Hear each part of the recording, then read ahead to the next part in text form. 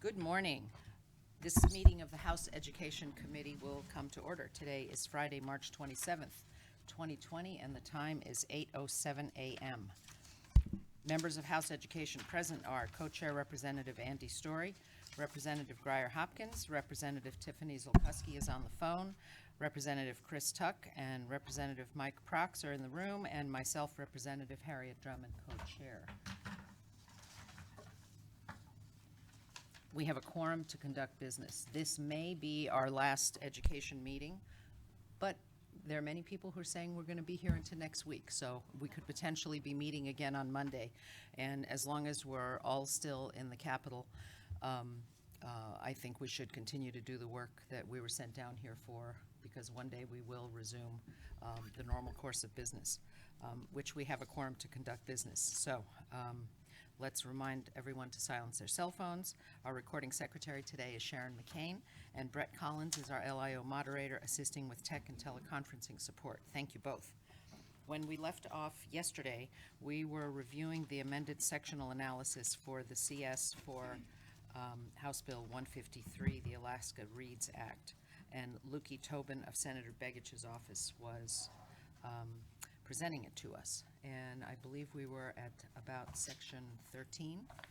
But before we begin, I would like to say that because things are drawing to a close here in the Capitol, and I know there are members who would like to make amendments to this bill, Legislative Legal, their drafters are unable to accept amendments for anything but end of session bills right now. The budgets, the economic assistance bills, health care bills, and so on that are necessary for us to close out down here. So what I would like to do is discuss, just in kind of a free way, potential amendments that might go into a committee substitute as we move forward with this bill, or when we move forward with this bill. So let's proceed on that, and Ms. Tobin, if you'd like to come forward. And you know the drill.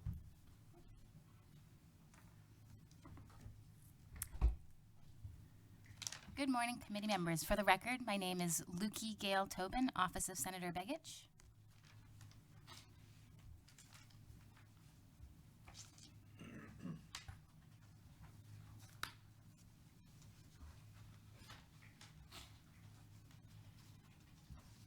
And from my notes, we had left off at the end of section 12. I believe there were a few questions that were being raised on page 11 regarding some of the very specific standards that were sent out for high-quality pre-K programs. Okay. Any members have continuing questions for this section? We want to take a moment to take a look at where we were.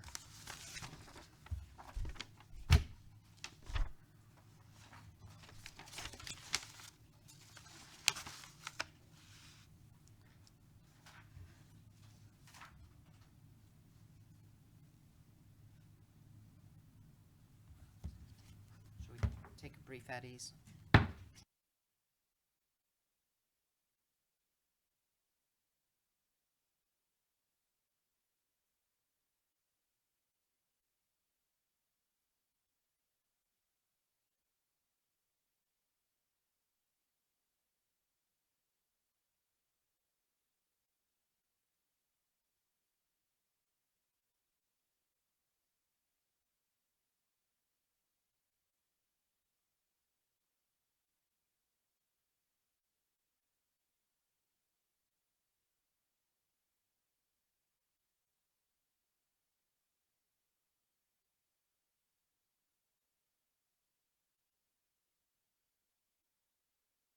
Okay, back on the record, and we are discussing section 12 of the bill. We're on pages 10 and 11. Representative Story, go ahead. Yes, thank you. Through the chair, I know we talked a little bit about this yesterday, but I will need to have my memory refreshed. But my first question is on page 5 of 11, page 11, line 5, sorry, page 11, line 5.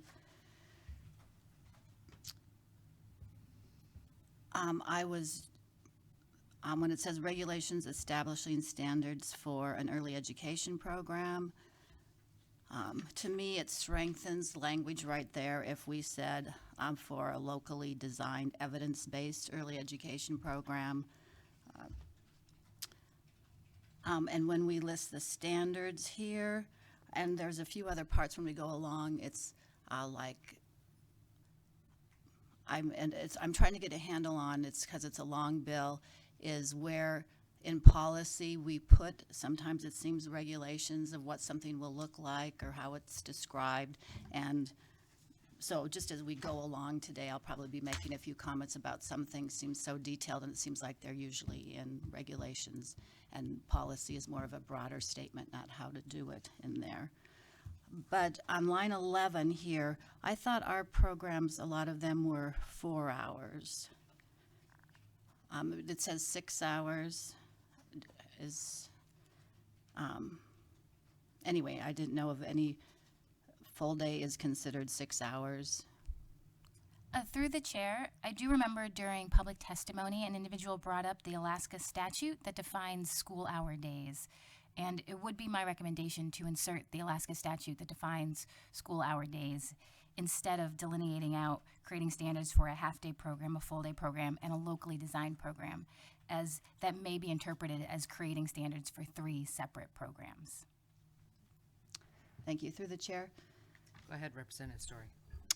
Then I'm trying to remember in item B, which is on line 14 of this page, I had asked the question, is this when a requirement that a teacher in charge of and before program a school district program? Because I was thinking at some level, you're overseeing a broad range of classrooms, so I just wanted to clarify it's at a school level or a school district level, the program. And it doesn't specify in there, but I can see in many instances where a certified teacher would be in charge of many schools, and they will have different levels of teachers working there, and they might have different qualifications or paraprofessionals. So I had a question there again, because I cannot remember what your response was yesterday to that. Sorry. Through the chair, these standards were drafted in consultation with Angie Galanos and the National Institute for Early Education Research, and really delineate out all of the different qualifications for a high-quality pre-K program. And one of those qualifications is having a certified teacher in charge of the classroom. So I believe this section is specifically talking to, in a classroom, a teacher would be the lead educator.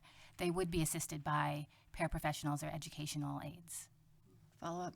Follow up. Well, I know that in some areas, to have a certified teacher in our early, anyway, that's right. This is about our 4- and 5-year-old. It's not about our early learning programs. Anyway, I still would like, hopefully we can hear some more comments on that as we go along, maybe from hands-on-the-ground leaders on that. Thanks. Okay, I'd like to note, before we go on to Representative Prox, Angie Galanos was the department's early learning director until she moved to Colorado a couple of years ago to run their early learning program statewide. And these standards were written by Angie before she left the state, and they were in collaboration with what national organization? Did you The mention? National Institute for Early Education Research. In addition, these standards were also drafted in consultation with the Oklahoma model, which is one of the longest running early education pre-K programs in the nation. And finally, they're from the original SB 6, which was introduced at the beginning of this legislative session, and then the precursor to that was SB 99, which again had these exact standards laid out. And that was that SB 6 was just the preschool bill. Correct. Not the reading proficiency bill. All right, Representative Prox. Thank you, Madam Chairman. I guess I'm trying to get an understanding between locally designed, certified, and national standards. And I don't know that much about how it applies to teaching, but in the industrial world, the standards kind of, I don't know if they're intended, but as a result, if a standard is applied, if you work to a standard, it takes away local decision making, and that's in the industrial world. That's what they're designed to do. They're intended to do, to work to a standard. So, I don't know if somebody could help me with that, or could tell me who I need to talk to after this meeting to try and figure out how local standards, certification, and local control, our national standards, teacher certification, and local control fit together. I think Representative Tuck wanted to make a comment on that. Well, I just wanted to point out that this is the board's responsibilities, these sections that we're reading right now. The board shall adopt, and the board already has regulation authority, writing authority. And basically all we're doing is adding 5 that says that regulations establishing standards for an early education program provided by a school district for children who are 4 or 5 years of age. I think that in itself is leaving local control. If we're going to, I'm just afraid that we're going to micromanage the local districts if we get too prescriptive with this section right here. We actually spell it out right here, and if people have a problem with half day, full day, then we just go right back to the statutes. If that makes things simpler. I think that we want to give the flexibility as much as possible to the board in writing the regulations, and with these things in mind. The locally designed, what did I write down? In locally designed evidence-based program. I think this is what this is all about, is evidence-based program. If we need to put it in other statutes and other areas of the bill, I guess I'm okay with that, but I think this whole thing is designed around evidence-based programs. And I need to point out that locally designed evidence-based is on line 12 on page 11. So I don't think we need to repeat it at the top of the section. It's standard. It says the regulations must include A, standards for a 1 half-day program, 2 full-day program, 3 locally designed evidence-based program that is less than half a day that meets early education program standards. Somehow it seems like locally designed and evidence-based should apply to all of those. But it also sounds like it may apply just to a less than half-day program, which is a pretty short period of time. Through the chair, it would be my recommendation to possibly move that A subsection 3I up to line 5 as suggested by Representative Story, so that locally designed and evidence-based would pertain to any program that was created within an early education structure.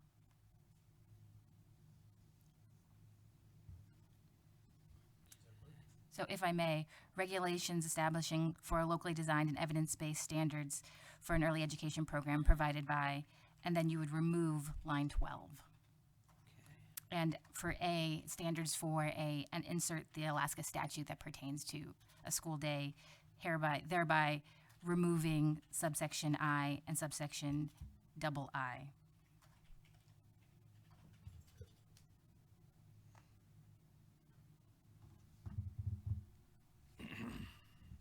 Okay. And with regards to locally designed, I do believe the commissioner is online, and he has some comments regarding how standards and locally and evidence-based design may cohabitate. Okay. Commissioner? Good morning, Commissioner Johnson. Are you with us? Good morning, Chair Drummond. Thank you. I am. Good morning. It sounds like you're ready to jump in here. I'm happy to help if I can. So it sounds like there was a question about standards and how when we draw upon national standards, they become state standards and then standards in a local district, that sort of thing. And so, so there are no mandated national standards in education. What happens is national groups get together and come up with a set of standards that then each state can draw upon to create their own unique standards for their state. And so that happens in all the subject areas, that sort of thing. And then in Alaska, we don't have mandated standards. We have state-adopted standards, but we don't necessarily mandate them. But it might be helpful to just,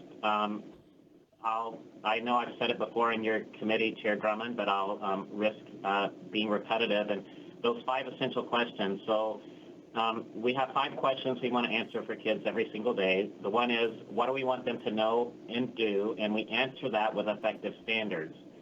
How will we teach them those standards is the second question, and we answer that with effective curriculum and instruction.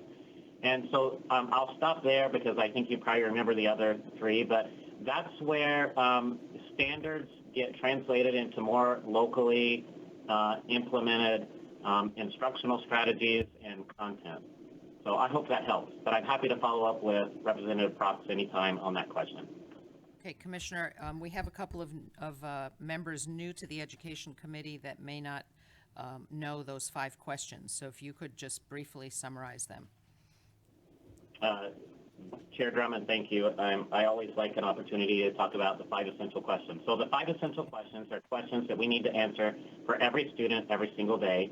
As I said, the first one is effective standards. What do we want kids to know and do? The second one is effective instruction and curriculum. How will we teach them what we want them to know and do? The third question is, how will we know if they've learned it? And we answer that with effective assessments. The fourth question is, what will we do if they don't learn it? And we answer that with effective interventions. And the fifth question is, what will we do if they already know it? And we answer that with effective enrichment. And if we can answer all 5 of those questions for every student every day, then they'll get an excellent education. All right, terrific. Thank you, Commissioner. Thank you. Representative Prox, you have any questions on that, or you can No. you can connect with the commissioner at another time? I'll connect and get a poster made of that. I will bet you anything that the commissioner has a poster for you. All right, great. Thank you, Commissioner. Let's see, let's continue on this section. Okay. So we're going to make sure that locally designed and evidence-based applies to the whole section numbered 5, starting on line 5 on page 11. Yeah. Okay, let's go on to Representative Hopkins. Go ahead. Thank you, Madam Chair. The commissioner had mentioned in a previous meeting of having a lot of these regulations in front of the state school board by, I guess it would be their March or April meeting. Commissioner, do you have any idea if that that the time frame is still in effect of trying to get a lot of these regulations in front of the state school board, State Board of Education? Through the chair, Representative Hopkins, I don't have a timeline. As you know, the Board of Education, State Board of Education was actually supposed to meet here in Juneau this week, or maybe it was last week. I don't know, but it's all running together. But so we've had to readjust that schedule. What I will say is that if the legislature passes this bill, we want the regulation writing process to be a really inclusive process, and we're excited that if the bill passes, it's an opportunity to bring stakeholders together, like we did in the Alaska Education Challenge, and get a lot of input and make this a team project, so to speak, a team of educators from all around the state, parents even, and put together regulations that would implement this bill as effectively as we can. Thank you. Commissioner, as we're going through this, there's certainly a few places where I hope we can put in educators' voice at all levels, from paras to professors. So I'll be looking forward to mentioning some of those spots as we go through, and that's very good to hear from you. Thank you. I appreciate that. Okay, thank you, and I'd like to revise what the commissioner said. It's not if the legislature passes this bill, it's when the legislature passes this bill. And since we're in an interesting time period with the legislature, it's going to be hard to know when that's going to happen, but I'm fairly confident that we will pass this bill. There's enough people interested in it and supportive of it, and including the governor, that I think that we will be passing this bill. Okay. Thank you, Chair Drummond. Bet. All right, Representative Story. Yes, thank you. One question I think is really important for me to understand is how Head Start fits into this picture, because we do work closely with Head Start programs, school districts, and as we have talked about, and what we're doing, I know in the Juneau School District now, is we have made it so children can have full day preschool experiences. We have our preschool program in the morning, and then Head Start's in the building in the afternoon, and they share. But in this regulations, I know many of our Head Start teachers, their certifications are different. Well, I don't know what the requirements are for Head Start teachers, and I had suggested the other day, should there be another III with saying Head Start? Does it need to be in here, since we work closely with them, allowing for it, so it would be or Head Start, and put in the requirements that they have. I believe many Head Start teachers, they do not have some of them do not have a teaching certificate, but many of them have had years of experience with teaching preschool, and have had other training and are very qualified. And I think of some of our preschool programs in Juneau, where we have had teachers who don't have their teaching certificate but are very qualified. And so that's why when I was saying evidence program, I'm trying to get my handle. These are all school district programs, but what about our partners that we work so closely with? Through the chair, because this is not a Head Start bill, we did not address any regulation reform or change to the Head Start stipulations within state statute or within the way that the Department of Education and Early Development interacts with Head Start. I would look to the commissioner, as I am unsure of their parameters, is that this bill doesn't necessarily address any Head Start program or any development of that program, other than to ensure that we hold Head Start harmless within the structure of a universal voluntary pre-K program. Commissioner, you have a comment on this area about Head Start and how it fits? Through the chair, Representative Story, I don't know that I have a specific answer, but I would say this. One reason I'm excited about this bill is I think it is an opportunity to grow our early childhood community. So I know the committee is familiar with the Alaska Early Childhood Coordinating Council.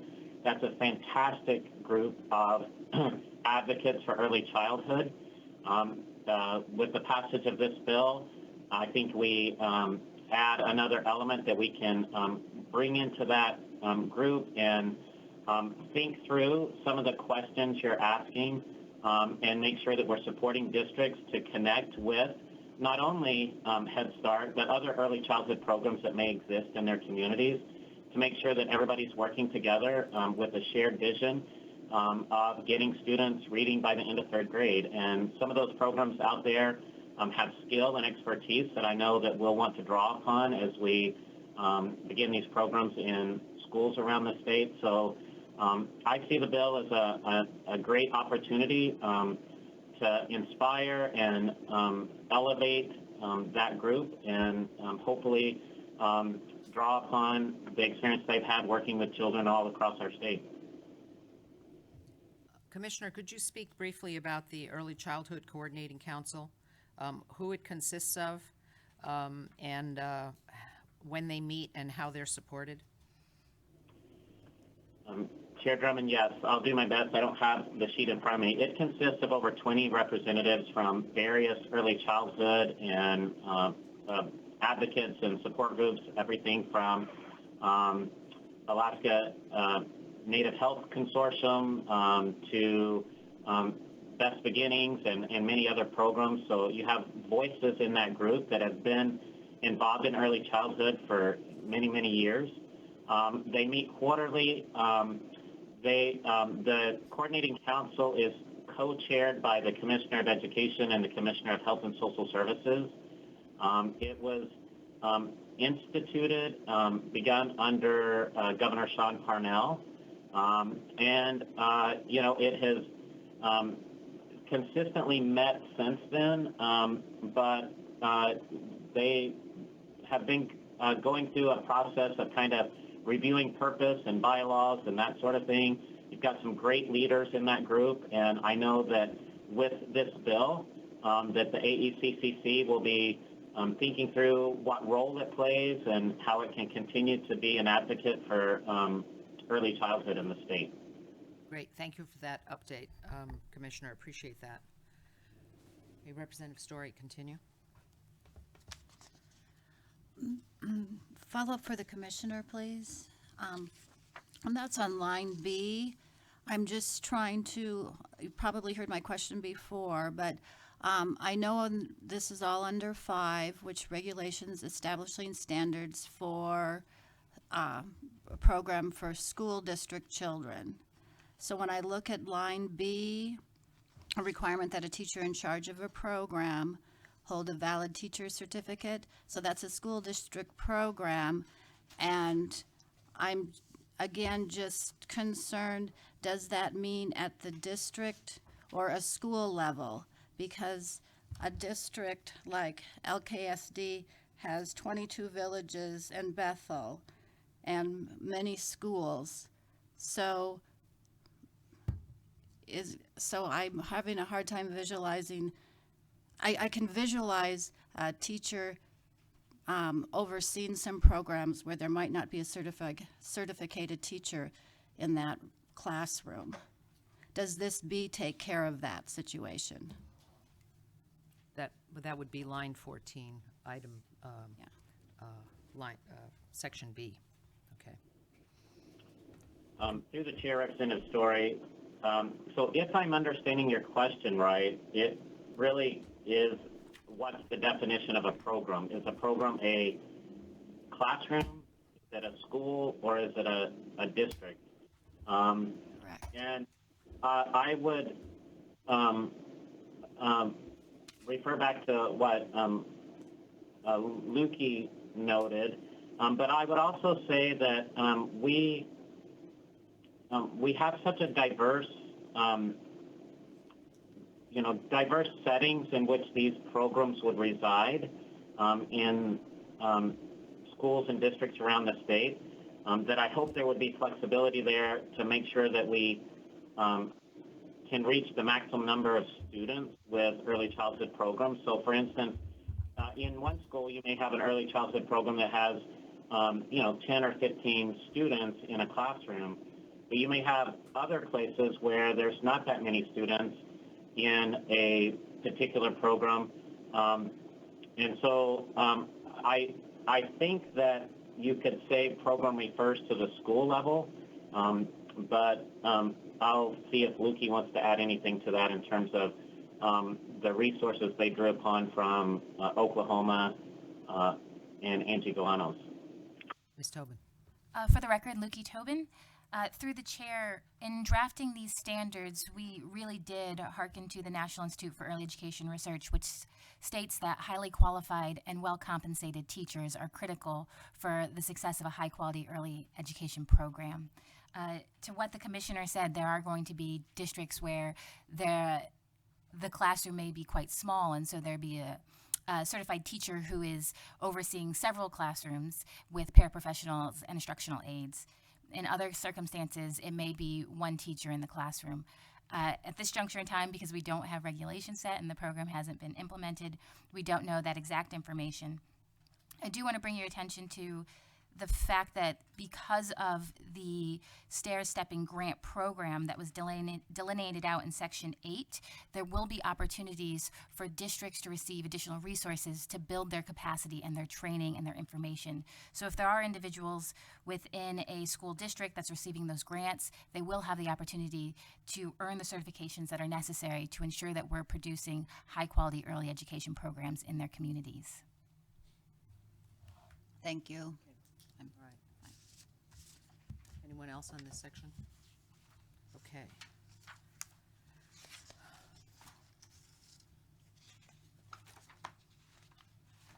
Actually, I have a question on this section. I'm not knowing enough about what each district currently has, each of the districts that are currently delivering preschool programs, which I believe there's about, is it 14 or 15? Currently Districts? in the state of Alaska, it's 26 districts that offer some form of pre-K. Okay, so I'm assuming that each of those districts has a teacher in charge with a valid teacher certificate in early childhood education. I believe I'm going to have an assist from the commissioner. Okay. Commissioner? Of the 26 districts that have early childhood programs, I assume each of them has at least one teacher in charge of that program with a valid teacher certificate in early childhood? Chair Drummond, I don't have that information in front of me. We can find that out. The programs in those 26 districts vary a great deal. Some of them are in partnership with municipalities. Some of them are in partnership with Head Start and other programs. So we would have to get that data to you, but glad to do so. Okay, thank you. Appreciate that. All right, Representative Hopkins. Thank you, Commissioner, and I have to apologize because I generally work with K-12 educators. We do have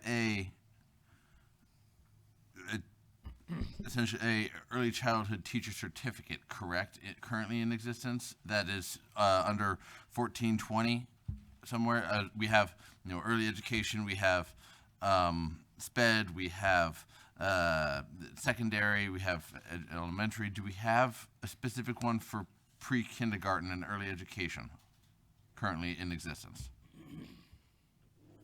Through the chair, Representative Hopkins, we can get that data to you. I know that we have an endorsement for early childhood as part of the certificate process, and I'll have to look at, so under a type A certificate, you can get an endorsement in early childhood. I'll have to look and remind myself if you can actually get an entirely separate certificate, but I think it's just an endorsement on a teaching certificate. Thank you, and follow up. So that's similar to having a certificate for teaching secondary, which would be junior high or high school, and having an endorsement for art or biology, correct? Through the chair, Representative Hopkins, can you repeat that last part? Yeah, certainly. Having an endorsement for early childhood education, the way it's set up now, is theoretically the same as having a certificate for secondary and having an endorsement to teach art or biology or math, correct? Through the chair, Representative Hopkins, I think what you're saying is correct, and I also just got it at my fingertips. We do have a Type E certificate for early childhood. Type E as in early. Okay. Very good. All right, very good. I want to go back up to the section previous to this. I apologize. I just got a note from Posey Boggs, who's been very helpful with this bill. She's with the Alaska Reading Coalition, and she wants us to think about the locally designed evidence-based program term. She feels it needs definition. And I don't know where that would come from. Through the chair, we do define evidence-based within the bill, and permit me a little latitude as I need to find where that section is. It is on page 19, on line 28.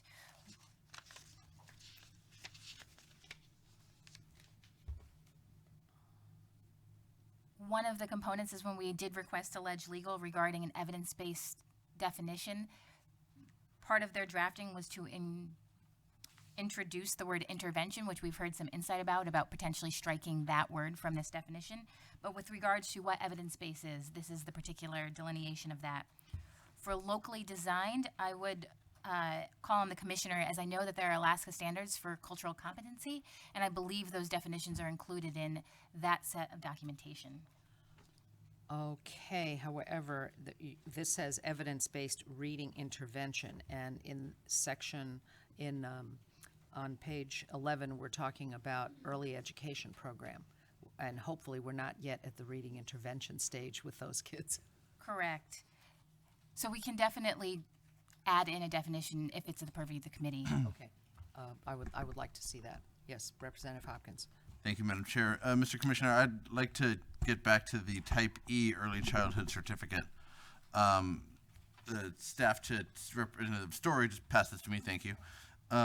This says that a Type E Childhood Certificate is an associate's degree, meaning a 2-year degree with 400 hours of supervised practice, but it's an associate's degree, completion of a 30-credit college program. Is that the standard that we're going to be moving forward with this? I don't have a statute reference, so I don't know if it's under 1420. Is this associate's degree the plan for moving forward with who would qualify as a certificated early education teacher? Through the chair, Representative Hopkins, so that indeed is the current requirements for a Type E certificate. And I haven't contemplated a change to that requirement. That's certainly something as we work through the implementation of the bill and regulation that we can get stakeholders together and revisit those requirements. But my guess is those are based on practices from other states also, but we could gather information on what other states require for a Type E kind of certificate and go from there. All right, so thank you. So those regulations and that has not been decided upon yet about what it would look like. All right, thank you. Okay. Thank you, Commissioner, and thank you, Representative Hopkins. All right, let's continue. I'll be moving on to section 13. So section 13 amends Alaska Statute 14.17.500 by adding a new subsection D that establishes an early education student shall be counted in the school district's average daily membership as a half-day student once the early education program has been approved by the department. Section 14 amends Alaska Statute 14.17.905, subsection A, to include students in early education programs approved by the department in the definition of an elementary school. Section 15 amends Alaska Statute. Moment, please. Representative Prox has a question.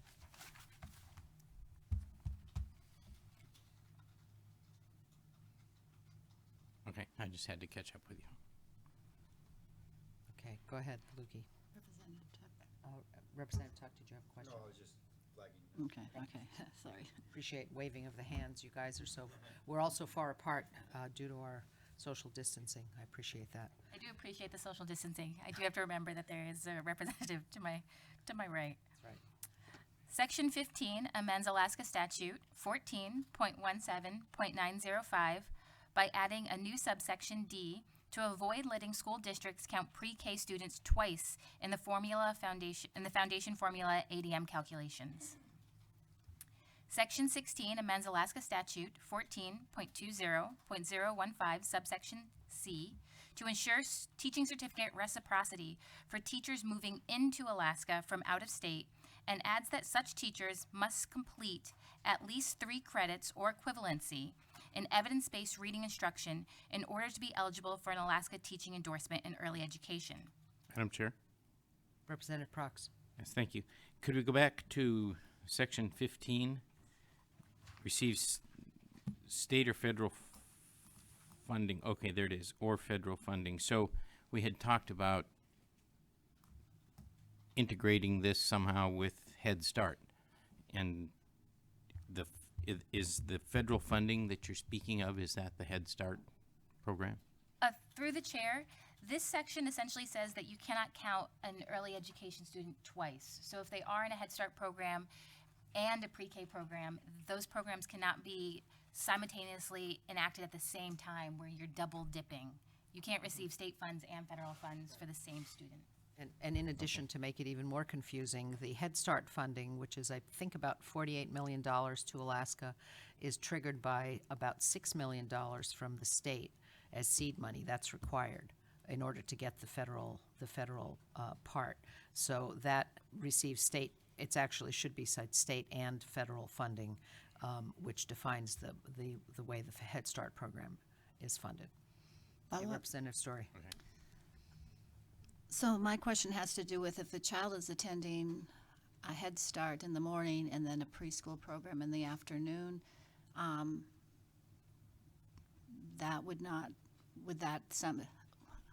would that work? Because I see that very valuable, a child could go to Head Start in the morning and then have another full day experience. They're just from two different programs. So I wouldn't want this to compromise funding for Head Start because the child attended at another time a preschool program. As the regulations are not written, I might have to call on the commissioner, as he would be the one who would have to be enacting that particular set, and it would be more impactful to have him speak on the record regarding that type of structure. Commissioner, can you comment on the combining or having the same child attend an early a Head Start program in the morning and a preschool program in their local school in the afternoon? Through the chair, Representative Story, I can't specifically. I think we'd have to work that out in regulation. Head Start is a federal program and has its own set of rules and regulations. And so we certainly would want to be careful that we don't inadvertently bump into those in a way that is not helpful. The other thing I would say is,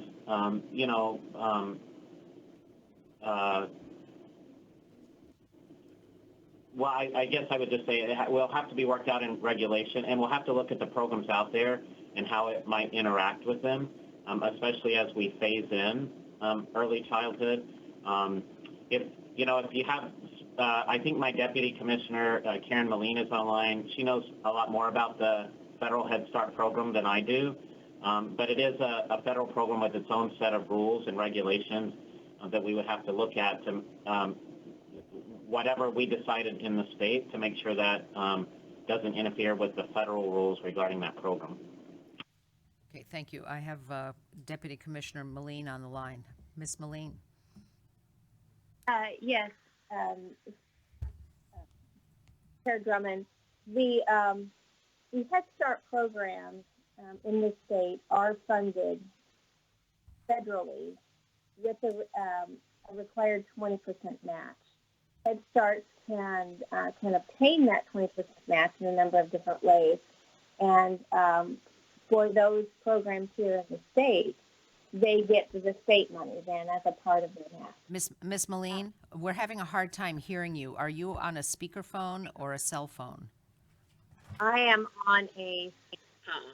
Is that better? Yeah, if you'd get on a regular phone rather than a speakerphone, that would be help. Our LIO moderator is nodding that this is better. Thank you.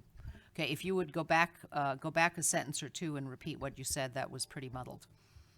Okay, is this better? Much better, thank you. Okay. Head Start is a federally funded program, like was mentioned earlier. You just changed again. Pardon me? You got muddled again. Don't change anything. I just have my cell phone, so I don't have a landline to connect with. So I will try to speak louder and more clearly. So the Head Starts are funded federally and with state dollars. So as we looked at the regulations and went through the process, we would have to examine carefully how to write regulations that wouldn't interfere with the requirements of the federal government, with as much flexibility with the state dollars as we could have, with the intended goal that students are served to. Ms. Moline, we're unable to hear you. You have to put that cell phone right in front of your mouth. Okay, my cell phone is right on my mouth. Very good. Okay, keep it right in that position and Okay, keep so talking. you can hear me here. Okay, let me try this again, and I truly apologize for the difficulty. That's okay. You are not the only one. Everyone is struggling with being able to communicate while we're isolating ourselves. Thank you.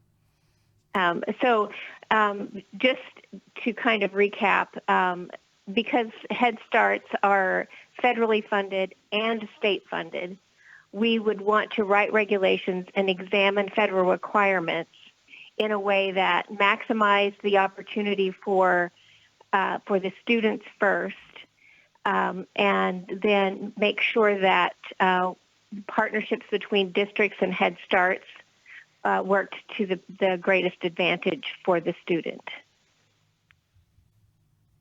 Okay. Additional questions for Ms. Moline? Mr. Representative Prox. Well, I suppose we'd need to know what Head Start is trying to accomplish, and forgive me, I don't know that existed when I was that age and we homeschooled, so I'm not familiar at all with Head Start, but it would seem to me that it's trying to accomplish the same purpose that we're trying to accomplish. Is it targeted? Through the Deputy Commissioner Moline, go ahead. Yes, through the chair, Representative Prox. Head Start is, again, a national program, and it has a variety of different ways that it can support specifically students in poverty or children in poverty. They have half-day programs, full-day programs. They have center-based or programs that would meet in a building. They have home-based programs. Then there is also the Early Head Start that attends to the needs of those birth to 3-year-olds. So it is a pretty encompassing type of programs. And across our state, we have programs in each one of those categories. So there's home-based, there's part-time, there's full-time. There's partnerships with school districts where they would deliver the instruction and support for those students as a part of a school district with a partnership. All of them have an agreement or an MOA with Child Find, which helps them locate those students that are in the greatest need of this kind of support. So it's a pretty large, all-encompassing sort of opportunity for the children in poverty. I hope that helps you understand the program a bit. And we can certainly get more information to you if you would like. Representative Prox, Well, it would seem that would be very good, because if we were talking about restaurants in the private economy, you wouldn't worry that someone else is coming in. If somebody had a restaurant and somebody else wanted to open a restaurant, they would compete for the customers. But in the government world, we don't want to be competing with Head Start, and we don't want to be duplicating Head Start. Conceptually, is that correct? So we need to know what they do, so we're doing something different. Go ahead, Ms. Moline. Through the chair, Representative Prox, yes, that's true. We would want to make sure that we were complementing what was happening in Head Start with district programs, and I think that's possible that we work in concert instead of in conflict. So that would be definitely a consideration. Okay, thank you. Okay, thank you. Thank you both. All right, let's continue. Let's see, we backed up to section 15 for the questions on Head Start, and we're now at Section 17. 17, okay, on page 13. Thank you. For the record, Lukey Tobin, Office of Senator Begich. Section 17 amends Alaska Statute 14.20.020 by adding a new subsection L that requires all teachers to complete at least 3 credits or equivalency in evidence-based reading instruction in order to be eligible for an endorsement in early education. Section 18. Question, Representative Story. Yes, thank you. So if they already have this, it says it must complete, but I'm assuming if they've completed it, that takes care of the recommendations. Through the chair, I do please draw your attention to line 8 of page 13, where it talks about the equivalent of coursework, training, or testing requirements. So if there is an educator who has completed training in evidence-based reading instruction, there will be multiple ways that they can showcase that completion of the requirement. Thank you. Okay, so now we're out of the preschool section and into reading intervention programs. As this is the Alaska Reads Act, let's go. Please bear with me. Okay. Section 18 establishes Article 15 reading intervention programs. Establishes Alaska Statute 14.30.760, which is a comprehensive reading intervention program. This program is designed to increase literacy for children in kindergarten through grade 3. The department will require to establish a system of support for teachers of kindergarten through grade 3, adopt a statewide screener or assessment tool to identify students with reading deficiencies, and provide support to teachers of kindergarten through grade 3 students through training on the use of a statewide screener or assessment tool and on the science of reading. Okay. The depart. Sorry, Representative thank you, Hopkins. yeah. You heard my gasp. Remembering a question that I had, thank you. This one was, I had asked in a previous committee, and this might be a question for the commissioner, how these students would be assessed on their effectiveness of their reading. And the commissioner said that it will be a development of a number of different assessments and opportunities to see the proficiency and judge the proficiency of that reader. Here it says administering a screening or assessment tool 3 times a year. So that will be multiple times throughout the year, but it would be a single type of assessment that would be developed. It seems like that has not been developed yet, I'm assuming. And Commissioner, can you talk about who you see being involved in the development of that assessment? Would active educators be at that table, and who else might you see at that table? Commissioner Johnson? Through the chair, Representative Hopkins. So this is specifically talking about a screener, which is kind of like a triage. It's primarily a tool to identify when a student may be struggling on their pathway to reading proficiency. And these screeners are based on evidence-based reading, those 5 components of reading. These screeners are used to identify when dyslexia may be an issue in learning to read. Most districts are already providing these screening tools, and the selection of the statewide screener, we would certainly have public input on that through the board adoption process, but also through the selection process. And we also will allow districts that already have an evidence-based screener to continue using that if it meets, those requirements, so that the training that they've already done with staff to implement those screeners, they don't lose that with the new statewide screener. Representative Hopkins? Thank you, Madam Chair. I guess I'll work with the sponsor and the committee to make sure we get active educator voice in that process of developing what that looks like. But you raised one more question that I had written down here on line 19 of that page 13.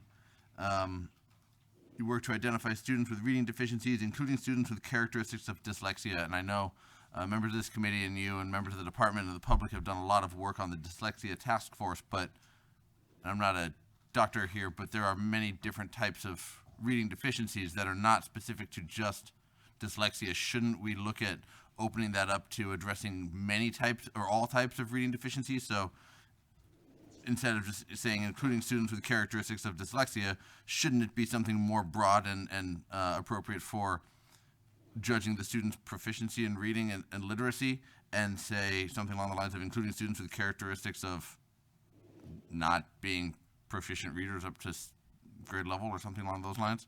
So we are broadly adapting this bill to the big picture instead of such a small, narrow view of what that might be.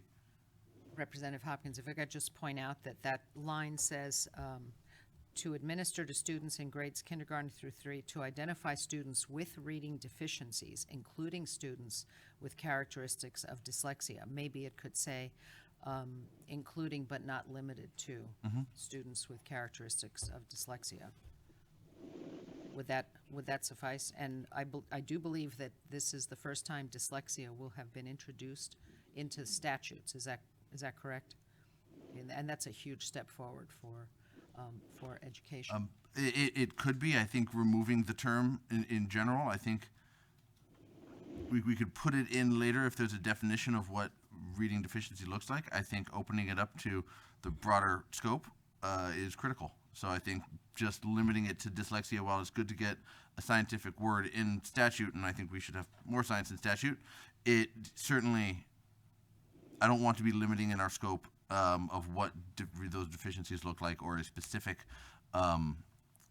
disability. So I'm not sure if I'm there on just saying limited but not included to. So This is, Representative Hopkins, remember this whole Alaska Reads program is based on the Reading Proficiency and Dyslexia Task Force that I chaired a couple of years ago, that drew our attention to the issue of dyslexia. And I would ask my staff to make sure that committee members have access to that document. certainly I would probably I don't know if I'm going to have time in the next day or two to read that based on our floor schedule. But I would assume that in that Reading Proficiency and Dyslexia Task Force, there was more than one disability addressed or looked at or found, more than just dyslexia. I believe it was, but it was, dyslexia is simply the most common, the and most I common had it as form. well. Yeah. Yeah. Oh, okay. Very small, my B's and D's go backwards. Dyslexia might be the most common form, but was it the overwhelming majority? Was there a plurality of other deficiency disabilities? So I think limiting it to the one word, while good to get scientific words in statute, I don't necessarily believe that's the right limiting factor we should look at. Okay, thank you, Representative Hopkins. Representative Prox and then Representative Story. Just in general, I would recommend leaving that out, to identify students with reading deficiencies. That includes everything. That's a broad term. That's not going to happen. Well, Dyslexia, it's critical that dyslexia be included, because it is the principal reading deficiency that our students have, and it's taken years for the education community to give it a name and recognize it. Teachers have been told not to talk about it in the past, when it's actually quite an issue. And we need to address it, and address it early, so that kids with dyslexia can be given an opportunity to read proficiently, which they can if they are given evidence-based reading programs and interventions right from the get-go, instead of waiting until they're in 3rd grade. yes. And I agree that it might be, but I'm just thinking of the style of writing. If we would say, if we want to emphasize dyslexia, we could, instead of using the word including, we might say especially or such as. And then you wouldn't, because when you use a really broad term and then a specific example, it tends to exclude everything else. As that's kind of where I was thinking that Representative Hopkins was going. Okay, Representative Hopkins. It was to a certain extent, Representative Prox, but I don't want to, if there is such a strong problem in the past of educators not being allowed to look at dyslexia and things that they found in that dyslexia task force, I want to make sure we open it up as opposed, and you're not wrong, Representative Prox, and I kind of agree with how we can limit it, but I think the chair is also right in making sure that we open it up while maintaining the words dyslexia, so those don't get or are not allowed to be ignored. So if it would be disabilities such as dyslexia, and if we included the words reading disabilities such as dyslexia, that might allow us to also start including other physical disabilities or something like that in there, to open it up as opposed to removing that word from statute and the progress it's made. I think that's a good idea, such as dyslexia. I believe that was one of the principal recommendations of the task force, was to make sure that dyslexia was named and defined in statute. And I wouldn't be surprised if we find a definition further back in this bill. Ms. Tobin, you think? I would hope that dyslexia has a common definition as well. Right. Representative Story. Thank you, Chair Drummond. So I'm looking at line 14 on page 13, where it says Article 15, Reading Intervention Programs. And my question has to do with, to me, this is so much what a core reading program is. That every teacher should be doing now, and many of our schools are doing now. You have to have all these things to have your basic Tier 1 reading program. And I would like to know, where do we have it in our reading standards, what our core reading program should have? I'm concerned we're creating an intervention, but this is your core program. This is whatever, if you're doing an evidence-based reading program for your district, you should have these things. It should be in there. And so I'm wondering where that is. And there is a section that on page line 29 that says District Reading Intervention Services. But to me, this Article 15 should say evidence-based reading programs. And it shouldn't have that intervention word in there, because this is what everyone should be doing in their core program, their Tier 1. So that'd be my question probably to the commissioner. Commissioner? Yep, through the chair, Representative Drummond. So those would be in our Alaska state standards for English language arts, and they would be embedded in there in our standards. But I appreciate your point, and you're absolutely right. Our intervention shouldn't be different than the core program, and emphasizing that core programs should be based on the same evidence is a good point. I appreciate it being made. Representative Story? Follow-up. So to me, in this, because it is the Alaska Reads Act, it would, how can we make sure that that is known? And it does seem to me in Article 15, it should say the word intervention should come out, and it just should be reading, evidence-based reading programs.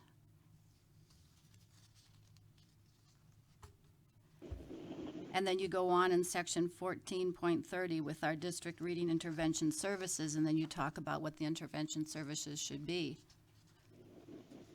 Because aren't you strengthening, wouldn't we be strengthening our reading across the state?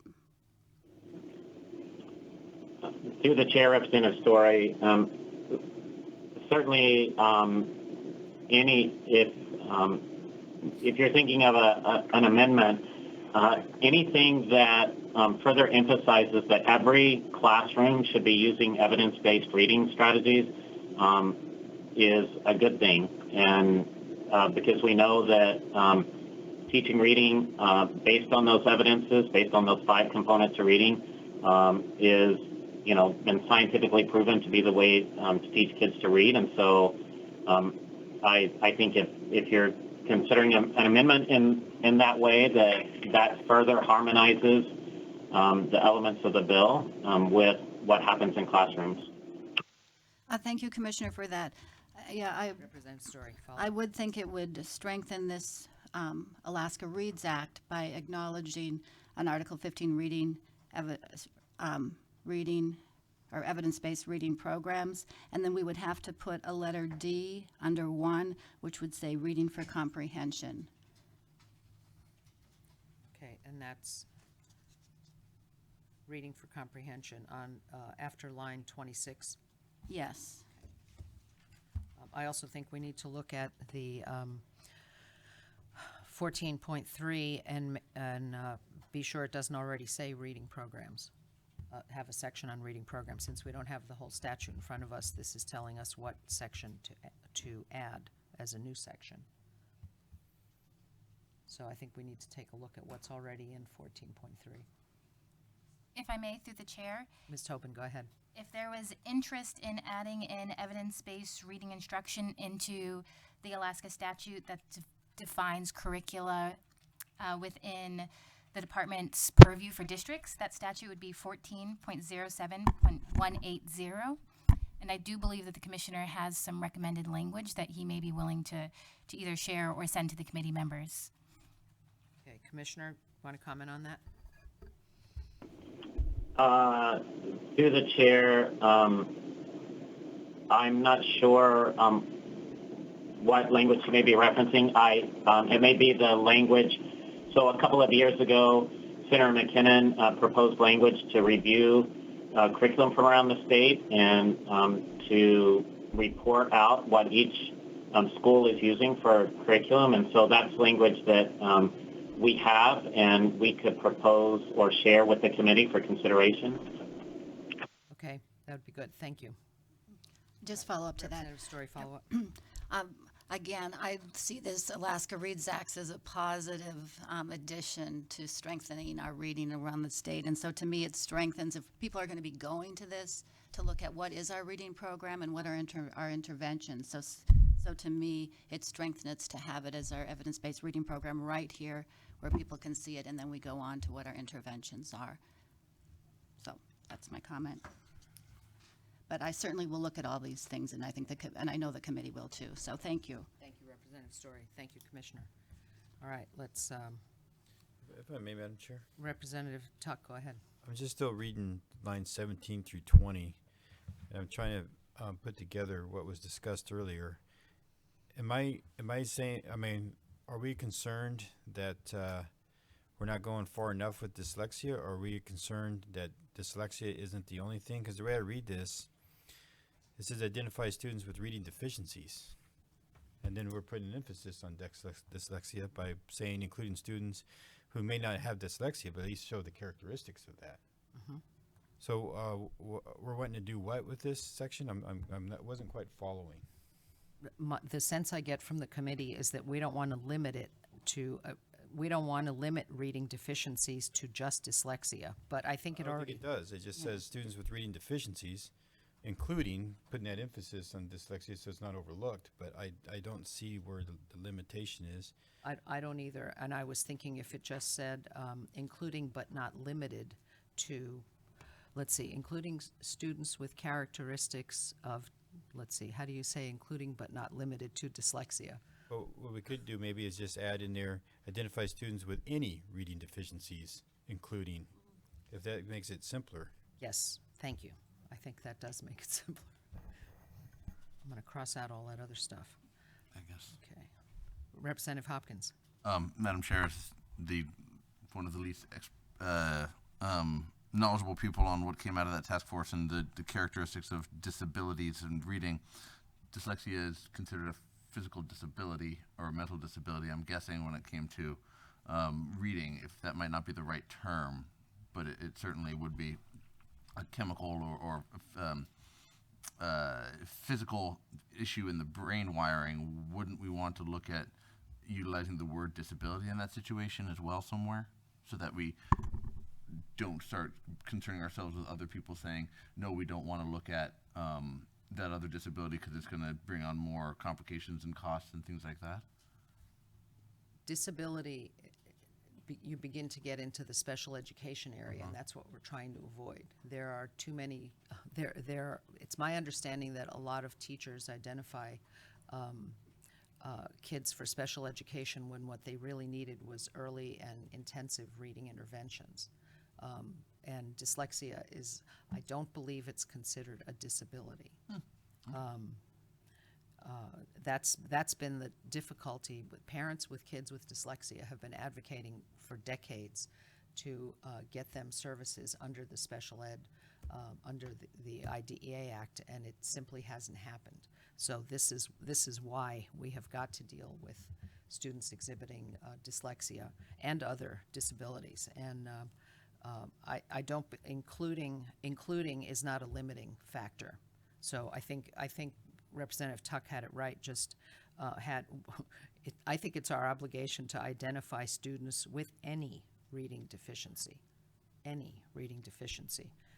dyslexia, because the task force identified that as a principal element. That's part of this Sorry. section. And so the language that you and Representative Tuck were talking about simply was including but not limited to?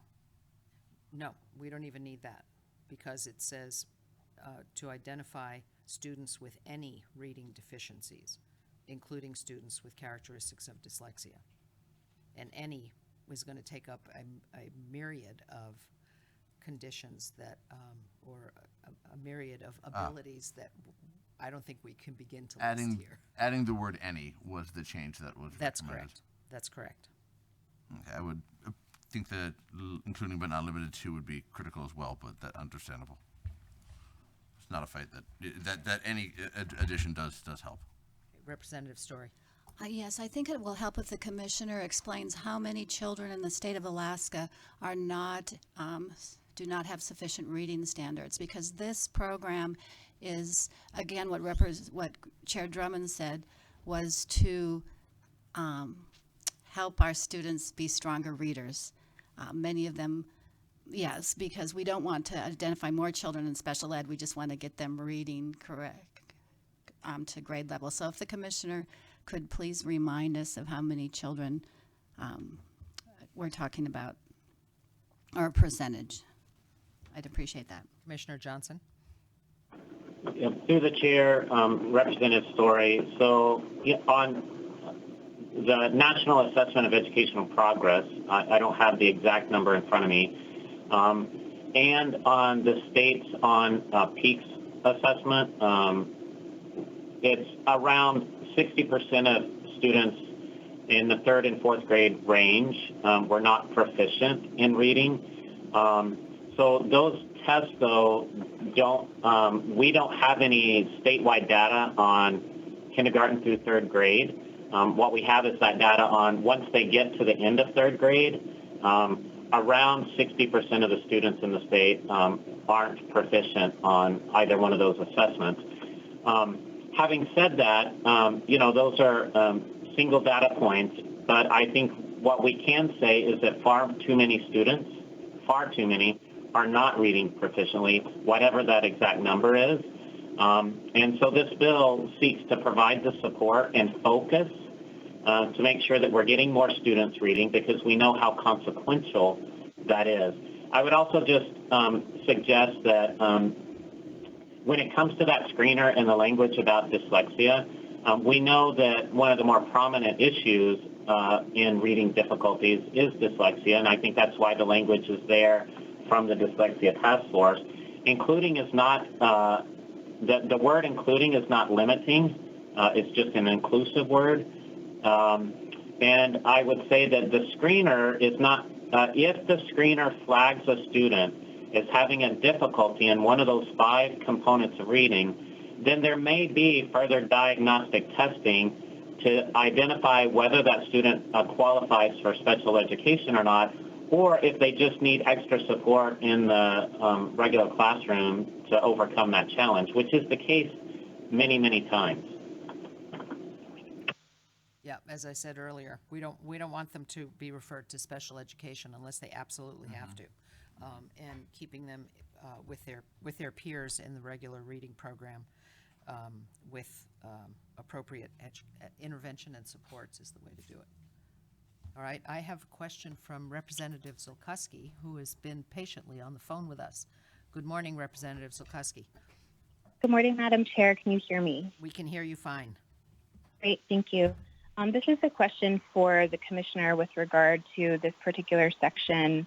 As we look at reading interventions and statewide assessments and adopting a statewide screening or assessment tool, I just want to highlight I've been talking with Alaska Native educators who are locally grown, that are working in Alaska school systems across the state, and it's been acknowledged the significant and deep and painful historic and generational trauma that exists in Alaska, and recognizing that there is a bias as well as cultural irrelevance in many assessment and learning tools that are used throughout Alaska or available for purchase in Alaska.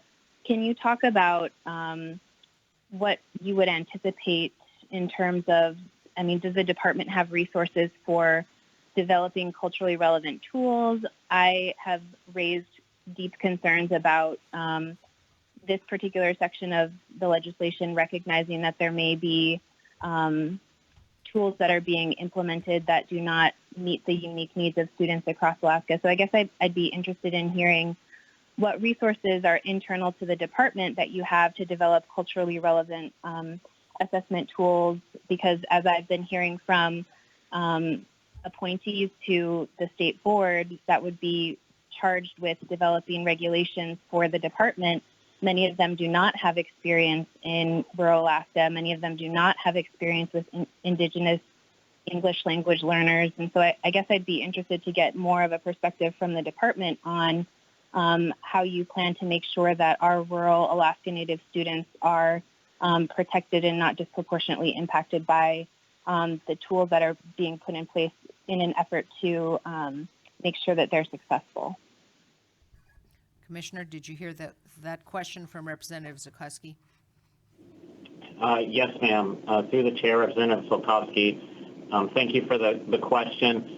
So the resources in the department are, I'll start with, we have a tribal liaison, Joel Isaac, who has done a lot of work when it comes to language revitalization and culturally relevant and sensitive instruction. And so he would certainly be a part of that review, but we wouldn't be dependent just on resources within the department. Joel has a network of Native educators and others throughout the state that we do and will draw upon for those kind of reviews and analysis. And then I would also just mention that the nature of the screeners in these early grades are different from some of the other assessments where students are presented with passages and that sort of thing. There are passages associated with these kind of screeners, but they can be passages that can be culturally relevant and sensitive, because you're measuring things like the rate of reading, you're measuring things like, do they recognize the alphabet? And those are, with guidance from Native educators, more easily adapted and made sure that they're sensitive and relevant and in keeping with traditional ways of knowing in rural Alaska. Representative Zulkowski, follow-up. Follow-up. Thank you, Madam Chair. Commissioner, I would be interested in seeing an amendment in this legislation that assures that culturally relevant assessment tools, including screeners and reading curriculum, can be place-based, regionally, and culturally relevant. I think that it needs to be explicit in the legislation that school districts are allowed to select their own tools, including the screeners and curriculum, without bearing the expense of creating those locally developed tools. I think that having one incredible individual, and I have great respect for Mr. Isaac, is wonderful, but as we've been having conversations in this committee with members, again, of the state board that would be involved in the regulation setting, a significant majority of them, as I mentioned, do not have experience in rural Alaska or do not understand conditions in rural school environments. And so I would be concerned that while there's great partnership with Mr. Isaac, that a large part of the decision-making body with regard to the regulation setting would be in the hands of individuals that don't have a solid background on rural and Alaska Native conditions. Thank you, Representative Zulkowski. Commissioner Johnson, you wish to follow up on that? Through the chair, Representative Zulkowski, thank you for that suggestion, and we certainly want to do everything we can to work with folks all over the state, including rural Alaska, to make sure they have confidence in the tools and resources that this bill calls for. Thank you, Commissioner. I have a question from Representative Hopkins. Thank you. That was a perfectly timed question by Representative Zulkowski, and I think it is absolutely critical in this section to hear what she said, because in this section it says on line 17, shall adopt a statewide screening or assessment tool to administer students in grades kindergarten through 3, which would indicate to me that we're doing a one-size-fits-all assessment here, and Ms. Tobin is saying, no, that's not correct, even though this doesn't have anywhere in here describing culturally relevant ability for a local school district to use the tools that Zulkowski talked about. So I guess Ms. Tobin has an answer for that. Through the chair, we did replace all of the statewide screener tools with a statewide screener tool to allow for more flexibility and for multiple screeners to be adopted. I would bring your attention to page 14, line 11, where it establishes a process that allows the commissioner to waive upon request the use of the statewide screener or assessment tool required by the subsection by a school district if the school district has adopted an evidence-based reading screening or assessment tool and the screening or assessment tool is approved by the department. So it does allow for some flexibility regarding to which type of screener a school district would be utilizing. Madam Chair, follow-up. Representative Zulkowski, go ahead. Thank you, Madam Chair. I think, as I mentioned, I think that is a worthy inclusion, but what I would like to see in addition to that is the state financial and resource partnership with local districts if they do decide to create a culturally based, locally based tool, that it not be borne at the expense of those small districts and that it be in partnership with the state's resources. Agreed. Representative Zulkowski, this is Chair Drummond. I believe that is the intent of this bill, is that the department will be hiring and providing the teachers, the supports, and the resources, and providing them to districts, and not placing the burden on districts to pay for these out of their own budgets. Madam Chair? Yes, ma'am. Go ahead. I think that as long as we can explicitly state that in statute so that it's not an assumption, I would feel more comfortable moving in that direction and understanding that those protections would be put in black and white. Okay, I'm going to be listening to this tape carefully for the amendment that Representative Zulkowski, the potentially several amendments that Representative Zulkowski wants in this section. Thank you. Follow-up? Representative Story. Yes, I'm on page 13, line 14, and again, this has to do with the title of Article 15, and I had suggested doing evidence-based reading program and taking out intervention, and whether that's taken out or not, to me it would be appropriate here to start with culturally evidence-based reading program, or that local evidence-based reading program, to go with what we've been saying, locally evidence-based throughout the document. But to me, then that honors right away in our title the cultural, local, work that we're striving to provide to all of our districts. So that's a thought, just our header there. It emphasizes it. If I may, through the chair, Go I ahead, would Miss Loki. if I may, on page 14, starting on line 18, that section might be a great place to insert an amendment regarding culturally and locally based designed assessment tools or screeners. Okay, that was page 14, starting on line 18. on line 18. Okay. Okay, great. And we do have starting on line 16, subsection 4, recommendations from a task force, working group, or committee, which we could include there and broaden that. What pages, through the chair, what pages? 14, starting on line 18, subsection B.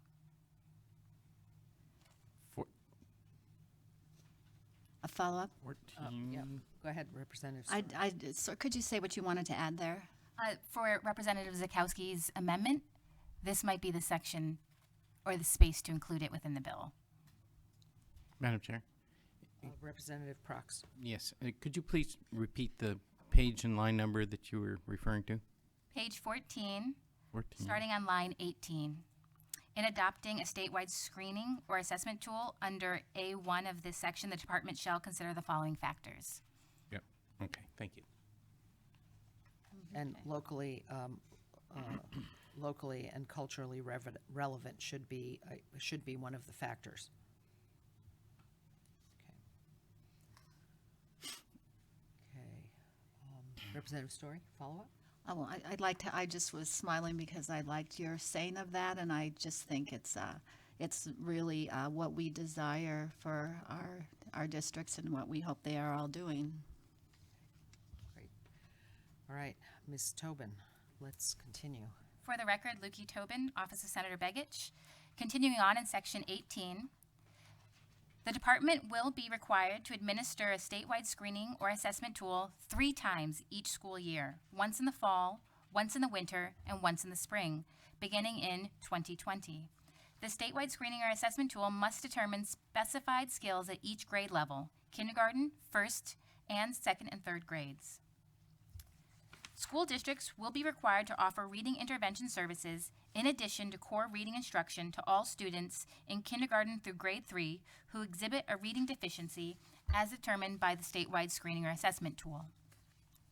The reading intervention services must be approved by a district reading teacher, including explicit and systematic instruction with proven results based on scientific research, incorporated daily targeted small group reading instruction, and be based on students' needs as determined by regular monitoring of student progress. The reading intervention services must be reviewed based on department-approved response to intervention or a multi-tiered system support model. For each student participating in reading intervention services, the district must establish an individual reading plan. For all students with an individual reading plan and who also score in the lowest achievement level on the district screening or statewide reading assessment, the district must provide the reading intervention services both during and outside the school term. Outside the school term, the reading intervention services must be staffed with reading teachers and be directed by the student's individual reading plan. If I could ask a question, Ms. Tobin, currently, we don't require an individual reading plan. Correct. In the special ed area, it's called an individual education plan or an IEP that is mandated by the federal IDEA requirements. So this is something new that's been introduced in this bill.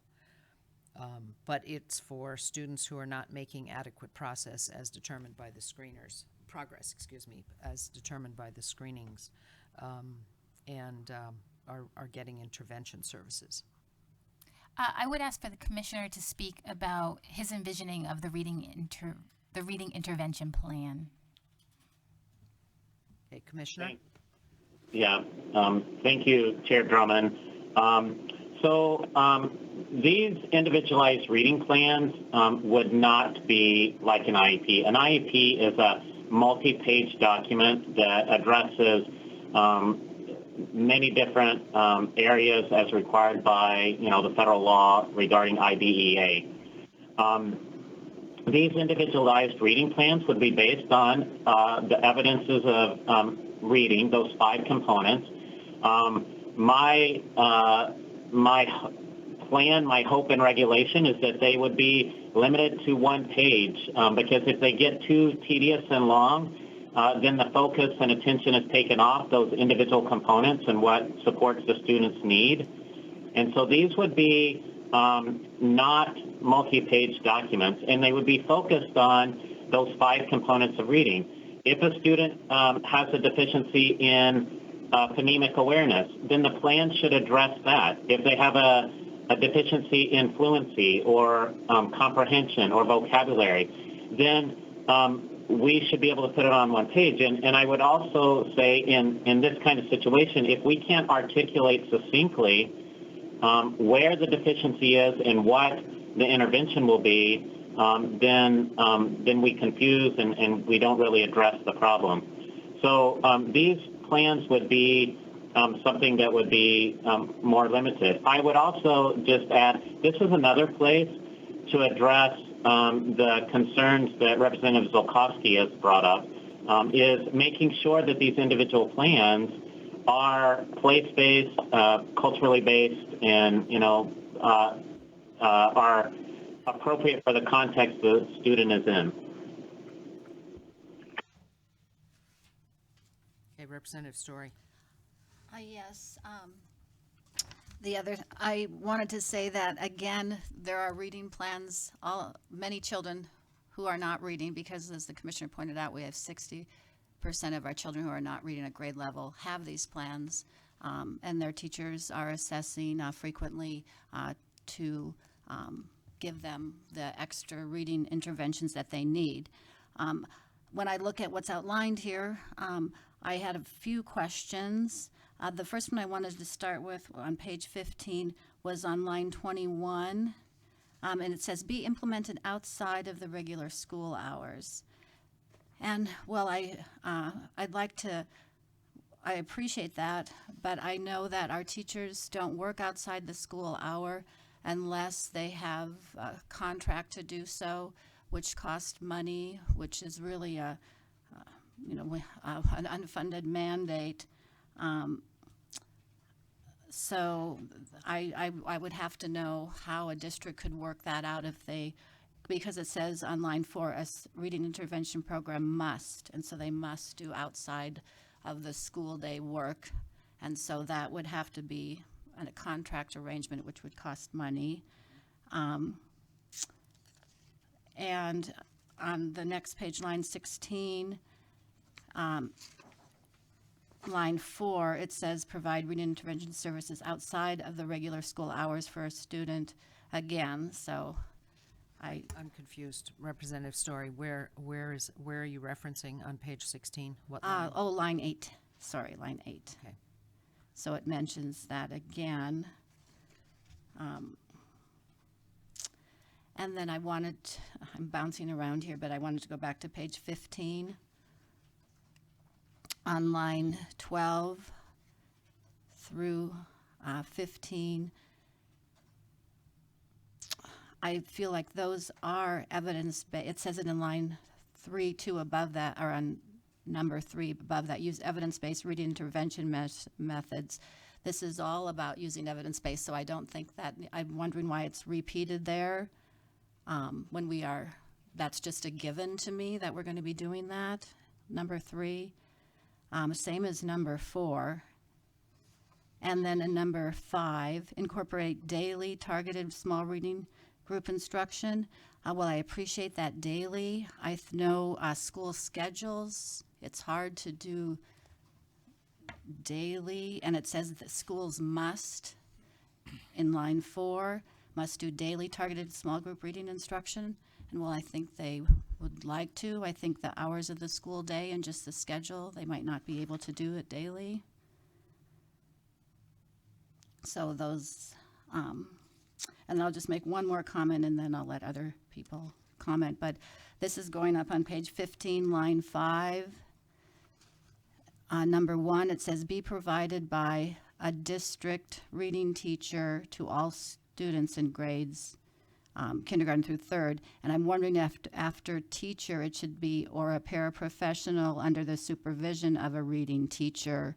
Again, just knowing our vast districts and our many schools, and it seems it would be good to insert or a paraprofessional under the supervision of a reading teacher as an amendment.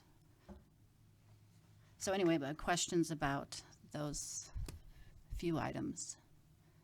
And I don't know if the commissioner would like to speak to those, or if you would, Ms. Tobin. I do believe the commissioner would be a better individual to talk to these pieces. Okay, Commissioner Johnson, Yes, ma'am. could you keep up with Representative Story's suggestions?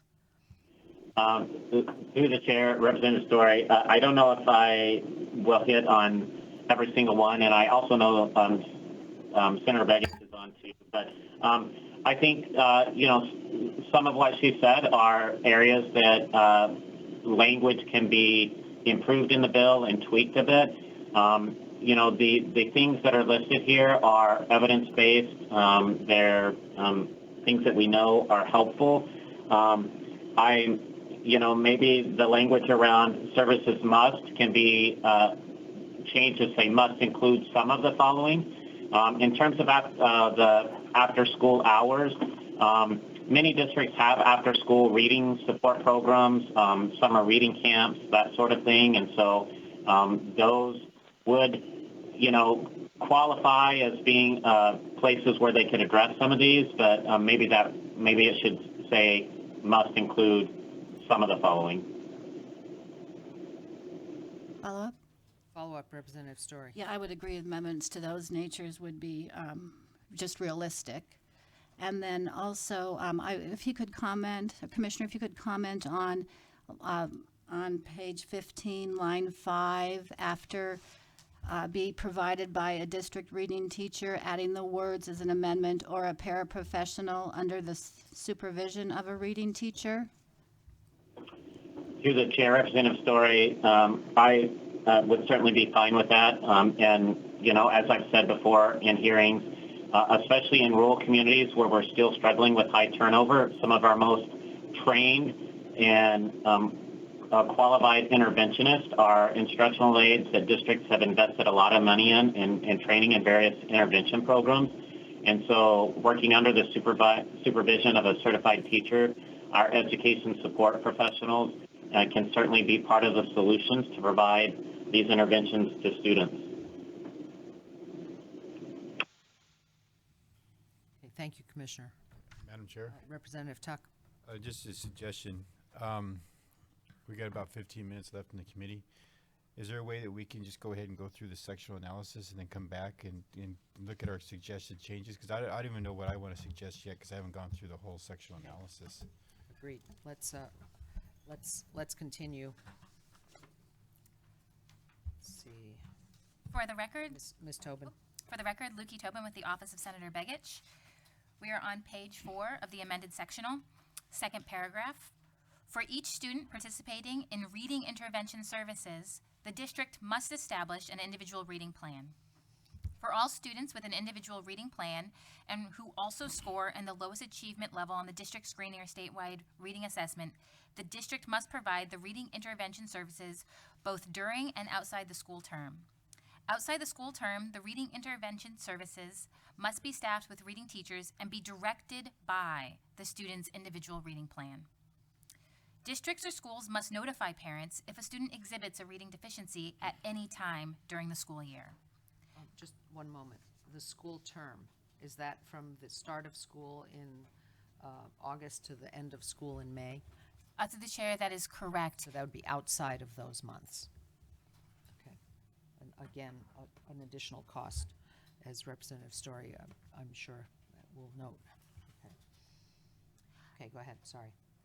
Districts or schools must notify parents if a student exhibits a reading deficiency at any time during the school year. Notification must occur within 15 days of the deficiency being identified. The initial notification must state the district or schools identified, state that the school or district has identified the student as having a reading deficiency and that an improvement plan will be developed. Describe the current services the student receives and the proposed additional services the students will need to remedy the deficiency. And that plan must identify strategies the parent or guardian could use at home to help the student succeed in reading. If the student is in grade 3, the notification must also include a request for a meeting with the parent or with the student teacher and or other district staff to discuss appropriate grade level progression. The meeting must take place at least 45 days prior to the end of the school year. Section 18 establishes that a student in grade 3 must demonstrate proficient reading skills to progress to grade 4. Multiple pathways are provided for a student to demonstrate sufficient reading skills for progression, including performance on the statewide reading screening or assessment or an alternative reading assessment as determined by the State Board of Education, or also is evidenced by the student's reading portfolio. Good cause exemptions are included. This is the first time good cause exemptions have ever included for a reading progression, for a grade level progression. These good cause exemptions include having a disability or the student is learning English as a second language. This section also provides a process for parents or guardians to request an exemption for their student. Districts must provide intensive reading intervention services to all students who do not progress or who receive a good cause exemption. For students who do not progress to grade 4, who have previously been delayed a grade, an intensive acceleration class must also be provided by the district. Section 18 also establishes a literacy program to provide direct support and intervention services to up to 10 low-performing Alaska schools each year that apply for services. The department will be responsible for providing each selected school up to 2 reading specialists. A reading specialist is a person who is employed and funded by the department and who meets requirements established by the board. One specialist would be focused on implementation of a reading intervention services consistent across all classrooms, modeling effective instructional strategies, coaching and mentoring students and paraprofessionals, training teachers in data literacy, leading and supporting reading leadership teams, and reporting on school and student performance to the department.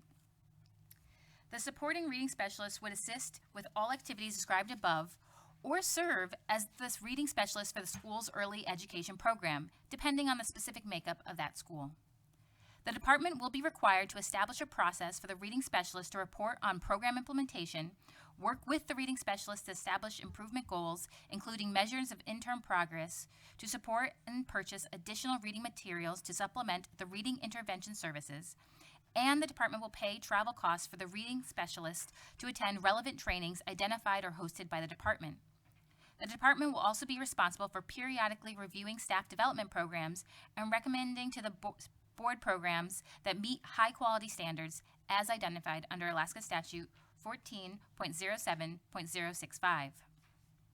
Section 18 also establishes Alaska Statute 14.30.770, a program that allows schools selected to participate in an intensive school reading program and that would require reading specialists were not required to perform functions that divert from duties assigned to the department, coordinating with reading specialists to redesign the school's daily schedule to provide time dedicated to literacy program activities, hold public meetings to present information on the literacy and reading intervention program services to parents and guardians, present an annual update to the public on these programs, and notice public meetings, and create partnerships between schools, families, and community that focus on promoting literacy and increasing time spent reading.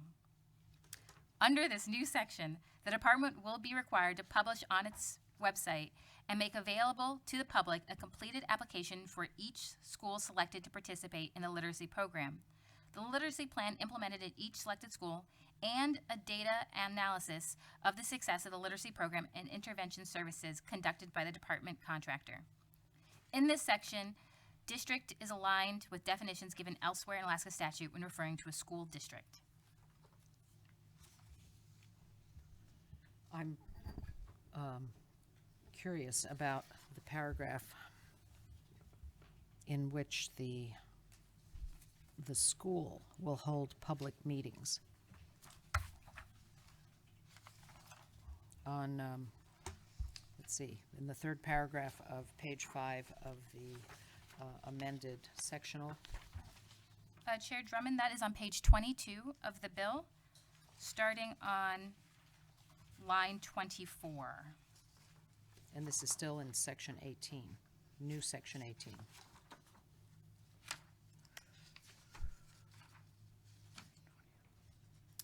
Correct, Chair Drummond. This is under Alaska Statute 14.30.770, Department Reading Program.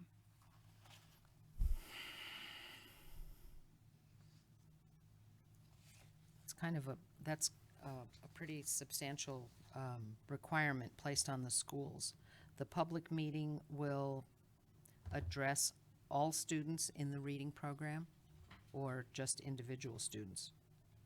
I'm not clear on how that's supposed to work.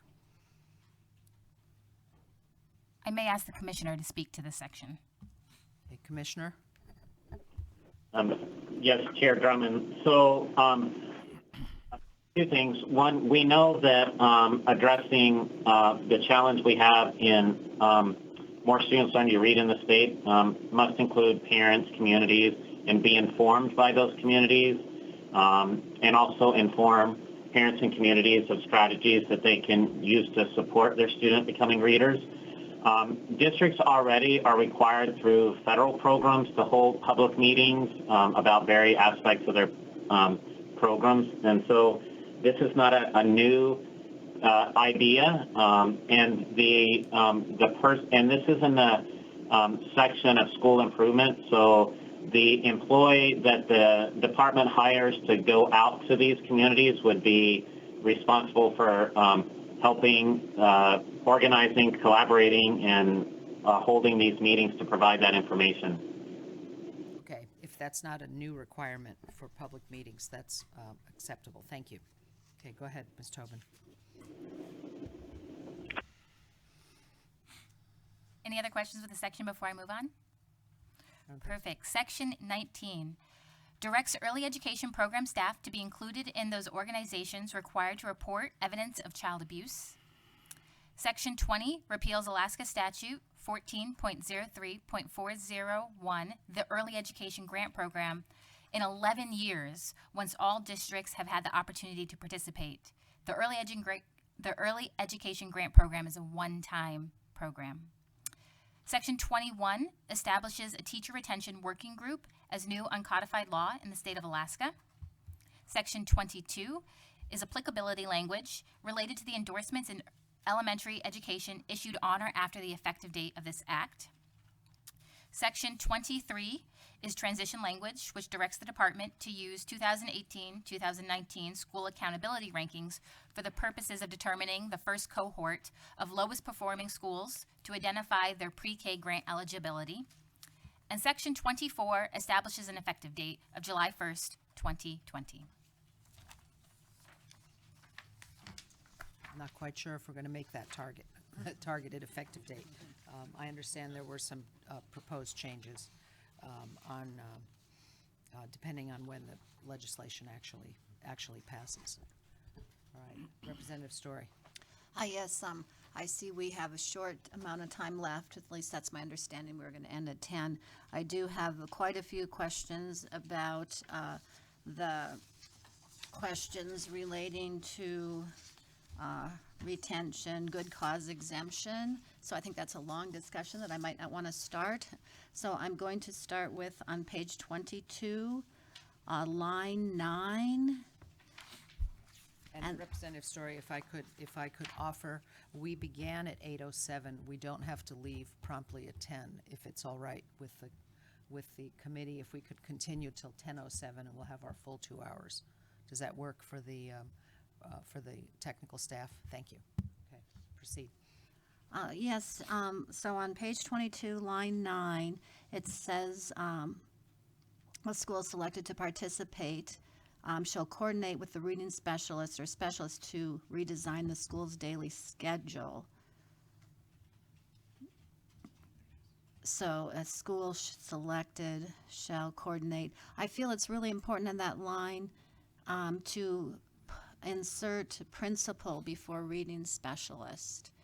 Because I know in just being involved in schools, the most critical thing a principal does is set the schedule. Everything revolves around it. They spend days and months setting the schedule. And so I know above it says a school shall coordinate, but I think it's, so I don't know. I'm just concerned about that, and anyway, so I would like to hear maybe from the commissioner about that and from school districts. Through the chair, Representative Story, this section of the bill is completely voluntary. So school districts will enter in an agreement with the department. This is a collaborative relationship between the department and the district. This is not a program that will be forced on anybody. Okay, thank you. Representative Story, you're all right with that? Okay. Continuing, Representative Story. So,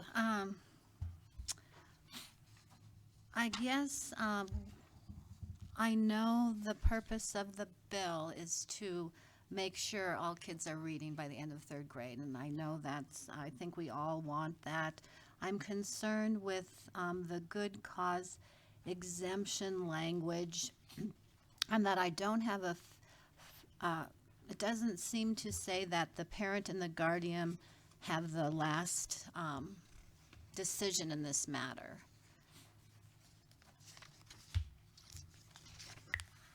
What was that reference?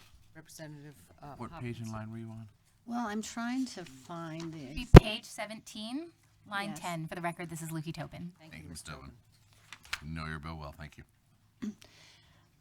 And so, on line 16 of that section, it says school staff shall work with the parents or guardians to schedule a date, time, and place for the meeting, and if no parent or guardian attends the meeting, the teacher and school staff shall determine grade level progression. And I feel like setting that on one meeting, and just the logistics of getting a hold of a parent and guardian and the circumstances, I would be much more comfortable if it's, the suggestion, school staff shall work with the parents or guardians to determine whether retention or progression is in a student's best interest. To just scratch off the one date, and the teacher and school staff shall determine grade level progression. Just that the school will work with the parents to determine whether retention or progression is in a student's best interest. Representative Story, I'm not clear on what you're asking. So on line 16, after the word "to," I would cross off schedule. I mean, this is my thinking just in looking at the bill, and of course I want discussion and the bill sponsor and the commissioner and everyone's. But I would think it would be best to delete schedule a date, time, and place for the meeting, all of line 17 and 18, and in place put after the word "to" on line 16, determine whether retention or progression is in a student's best interest. Ms. Tobin. For the record, Lukey Tobin. Through the chair, I believe that's completely in line with what the bill sponsor is interested in ensuring is happening in this bill. Okay. I think I would like to ask Commissioner Johnson to talk to us for a little bit on retention. There is a lot of misunderstanding about who is or is not requiring retention to happen. Commissioner, if you could speak to this, I would appreciate it. Thank you, Chair Drummond. The bill is not a retention bill. It does not have a hard retention clause in it. I think the bill is a balanced bill. I think it includes everybody at the table. I think the section that Representative Story just mentioned That language is about a meeting, but it's not limited to one meeting. So if a student has had an individual reading plan, then there has been communication going on for some time before you get to that decision point.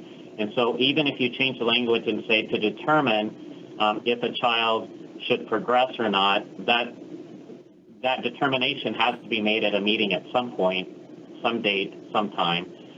Retention and progression, though, what the bill acknowledges is that when you get to the end of third grade, whether you progress without the skills necessary to read well or you're retained, that is a consequential decision either way.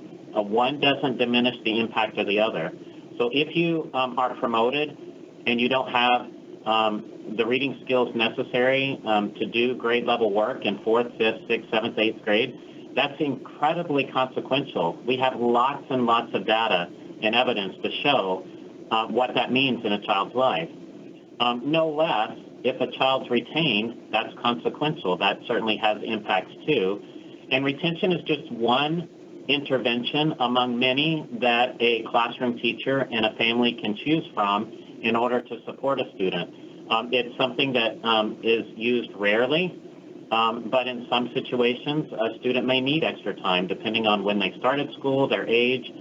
The exemptions are in place to make sure that it's not applied inappropriately and that we put some safeguards there to make sure that when that decision is made, and again, I'll repeat, the decision is consequential, whatever is decided, that we have all the safeguards possible in place for that student to make sure that they have every chance of success as they move into more challenging reading material. We know that with about 80% accuracy, how you do in reading at the end of third grade will predict how you do on your assessments in 10th grade. We also know that if you the gap grows bigger for students that aren't reading proficiently as they progress through the upper grades.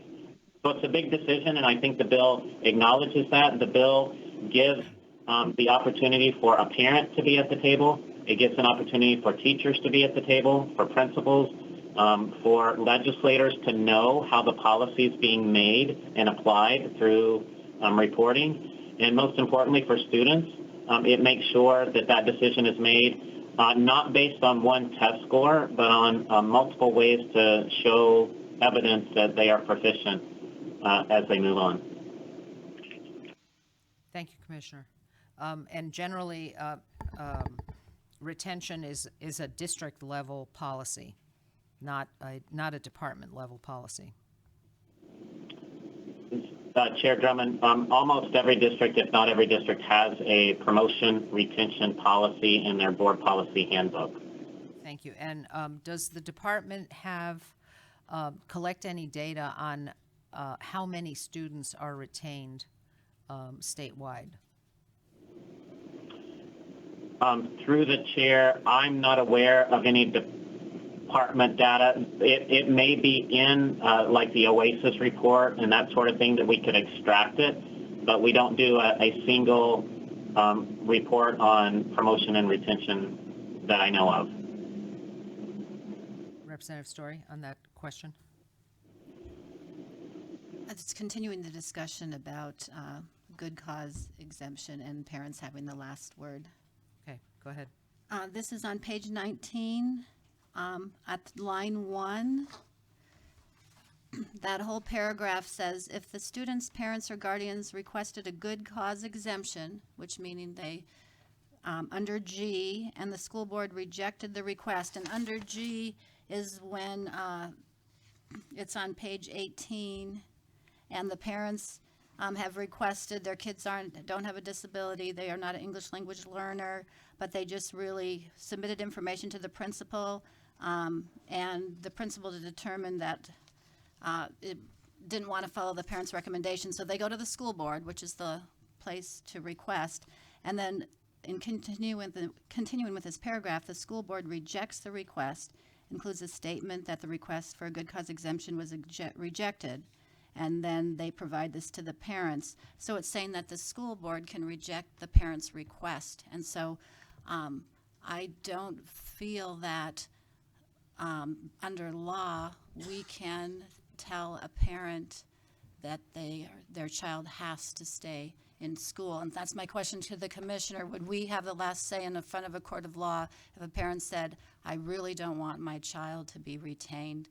The school board says, I'm sorry, we're rejecting your request for these reasons. Would the parent prevail if they went to court? Through the chair, Representative Story, I'm not an attorney, so I can't answer that question authoritatively. I know there is case law associated with that sort of thing, but I'd have to get an attorney to pull up the particular cases. If I could propose one scenario, though, I think everybody involved in this legislation will advocate for parents having, the authority to make those final decisions. But that has implications too. We know that attendance rate is a big issue in some of our schools and some of our districts. And so if you have a student that has missed 40, 50, 60, 70, even 80 days in a school year, and the school has tried to work with those families, and depending on the scenario, that may be a legitimate issue. But depending on the scenario, if a student misses 80 days of school and they're insisted to move to the next grade level, that's consequential for everyone involved if that student is allowed to move on even after missing that much instruction in a given year. So it's a monumental decision for everybody involved. Representative Story, then Representative Prox. Follow up. Yes, I think we should find out the answer to that question, because I understand with your scenario what you're saying, and I know at Juneau School District we had a truancy officer for several years, trying to work with families as kids were younger and not coming to school, and policies were tried that were not good policies, such as we would. Through a court of law, you could fine a parent if they didn't have their children coming to school. And of course, many parents, for various reasons, where their children weren't coming to school was economic and they couldn't pay fines, and it didn't happen. It wasn't enforceable. And I just bring that up because there's many reasons, but I still feel under law, a parent, even if we understand the reasons why not to, I think if that was really pushed, it would be unwise in policy to say that our word is over a parent's word, or our decision. So I guess I'm having a really difficult time understanding that if a child missed 80 days in third grade and their parent says, no, this child is not going to be retained, and that kid shows up in the fourth grade, how is the school possibly going to provide the supports that child needs in the fourth grade if they're not competent to understand the work happening at the fourth grade? Okay, folks, we Madam have. Chair, just real quick on that. I will. We'll do wrap-up comments here in a minute because we're past our. My understanding is that does happen. I think Fort Yukon is an example where students are missing over 50 days of school. And so I guess that is the question. What do we do? Do we just allow that child to advance when all the professionals are saying, hey, this isn't a good idea? So we have to leave some of that to local control. But I don't have the answer to that, but I appreciate the bringing it up, because I don't know, I really don't know what we should do in that case. But And hopefully we'll work with that child starting in kindergarten so that it never gets to that point of no return at 45 days, 45 days out from the end of third grade. You have 3.5 years prior to that. follow up, just quick follow up Really on that. quick follow-up. Yeah, I just think legally it would be important to check that out because it's all good conversation, and I just think we should know the answer to that question. And Representative Prox, and then Representative Hopkins, and then we'll wrap it up for today. Well, thank you, Madam Chair. I think it is essential to figure that question out. Do the parents drive the state? Require the state to provide, I don't know what, it's not an education. if they're not participating, do you have to continue to provide the service that ultimately is going to fail? It's just an absurd situation that we do have to confront and address. It's a good question. Representative Hopkins. Thank you, Madam Chair. It certainly is a good question, but this is a reading bill, and the discussion that Representative Story brought up also revolves more specifically in terms of this bill around the students' reading ability and literacy proficiency, not their truancy and how many days they're going. And that's the local policy like was stated by the commissioner before. So I think while that's absolutely valid, we're not necessarily looking in this bill at what the truancy rules are for our state, which would be an entirely different discussion. We're concerning ourselves with a bill that needs to look at the decision being to retain a student, a parental decision. And Representative Story brought up a very good example of this and statute in here allowing a school district to overrule, a school board rather, to overrule a decision by a parent to retain or move a student on. And if a student is moving on with or without a certain amount of days present in a school, it should not be impacted in this bill. Those are policies that are written at the school level. So I think Representative Story is absolutely right. And that's certainly a concerning area of this bill, allowing the school board to overrule the parent's decision. So I am going to back her play and agree with her on that one, especially because so many of the examples used in this committee so far are disproportionately impacting rural Alaskans, whether we're looking at NAEP scores, which is not a score that I'm a big fan of, but we're looking at those scores that this bill and the governor's concern about reading proficiency are based on. Our Big Five school districts are within decimals of national averages on our reading scores, and so we'll be seeing this retention, the school board policies overruling parents' decisions, disproportionately impacting rural Alaska overwhelmingly, and that's a big concern that I have, and I think that is baked into how this is going to work, because if we're having students and parents requesting good cause exemptions, that's going to be a fairly hefty form and evidence that they're going to have to put forward and argue in front of the school board. We have the expectation that parents and guardians are going to understand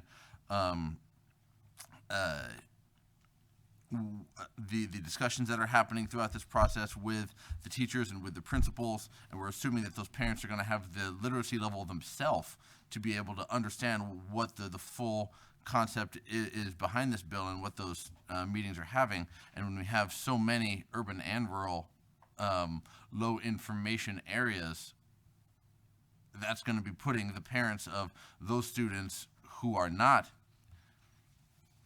fully aware and grasping what's happening here at a substantial disadvantage from parents in places like my district and District 4. So I do have a concern with how that's structured, disproportionately impacting rural students, districts, and putting parents at a disadvantage. So that's a very large concern that I have. Okay, thank you, Representative Hopkins. Ms. Tobin. I would bring the committee's attention to page 16, starting on line 18, where it does lay out, if your student is being considered as a candidate for retention in grade 3, all of the things that need to be included in that conversation with the parent, so that we do understand that some parents may not understand the gravity of this conversation, and we hope to help outline and give some parameters about what should be included in that discussion. Additionally, I would also, with the leeway of the committee, there was a particular piece of legislation introduced in the 28th legislature by Senator Gardner and Senator Stevens, particularly speaking to this area about parental choice and retention. And if the committee would allow, I can introduce that language. That may be a possible amendment. That'd be great. Actually, we're at the point where we kind of need to wrap up, but I want to point out that back in section 6 on page 3, this bill changes the start date or the starting age for a child. They have to be 5 years of age on or before June 1st, preceding the beginning of the school year.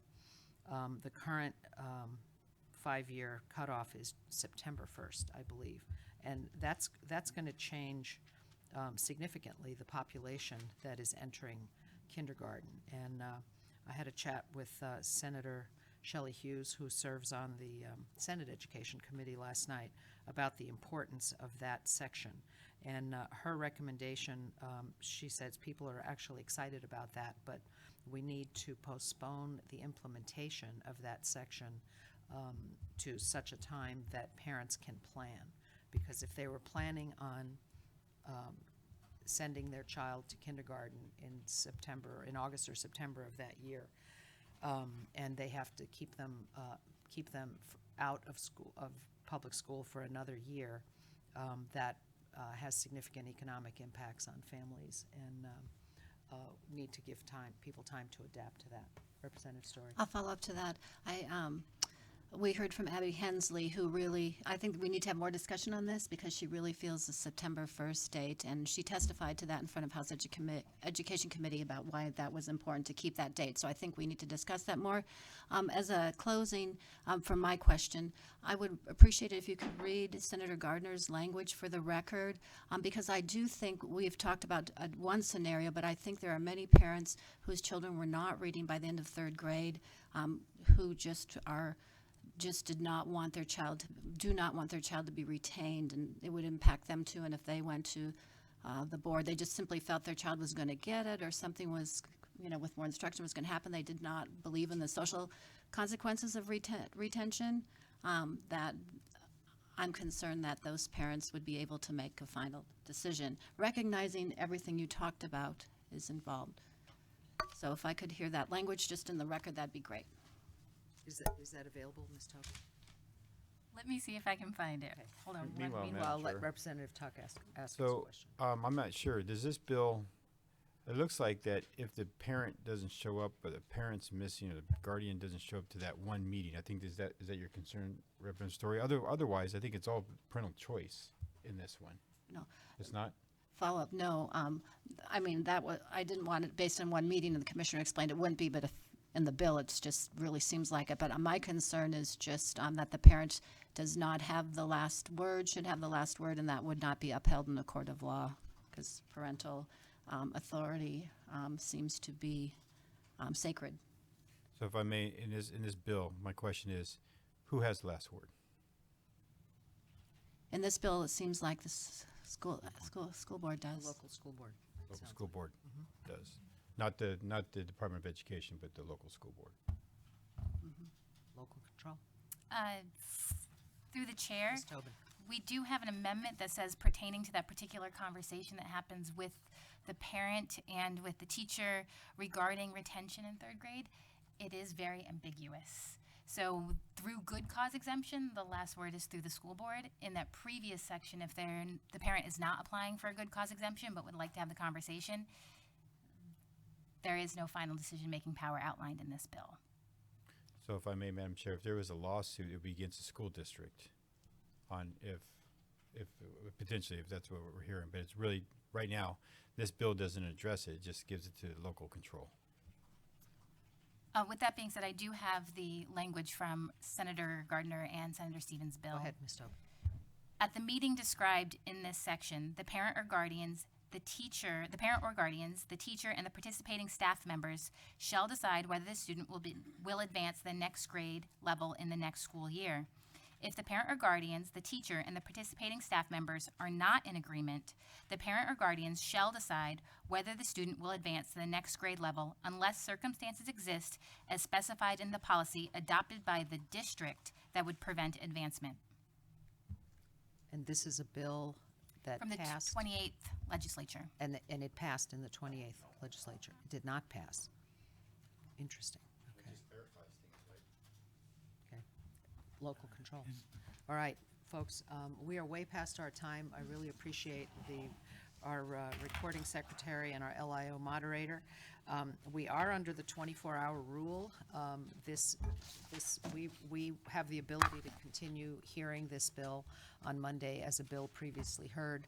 If we are still here and we have not recessed or adjourned or any other term of wrap-up, we may find ourselves here on Monday, so pay attention to your emails and texts. I've got my ferry ticket out on Sunday morning, so I hope you get to use it. Me too. And with no further questions or comments, we are adjourned at 10:20 a.m.